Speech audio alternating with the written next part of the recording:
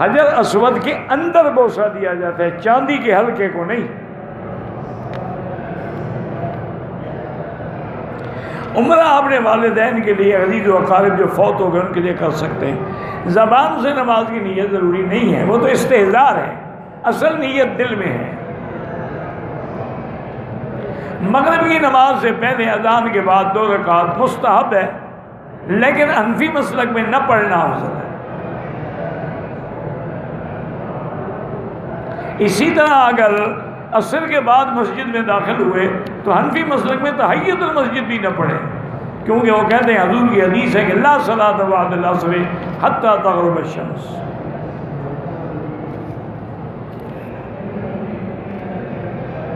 मेरा इम्तिहान है कुरान पाक का, अल्लाह कामयाब करे, अल्लाह हर बच्चे को इम्तिहान में कामयाब करे।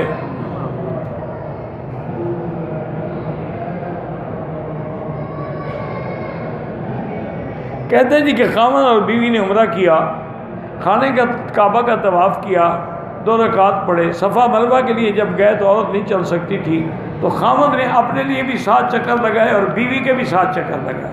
इतना ज़्यादा खुशामद न करो, उसको व्हील चेयर पर बिठा दो, उसकी सफ़ा मरवा अदा नहीं हुई, अब दम भी अदा करो।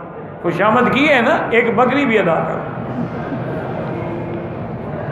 तुम बैठ जाओ, मैं तुम्हारे चक्कर लगाता हूँ। उसको वहाँ घर छोड़ आते, मैं तुम्हारा उम्रा कर लूँगा।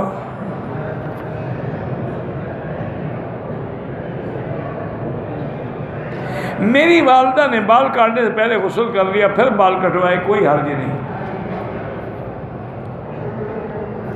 जिंदा लोगों का तवाफ नहीं किया जाता। मेरे वालिद बीमार हैं,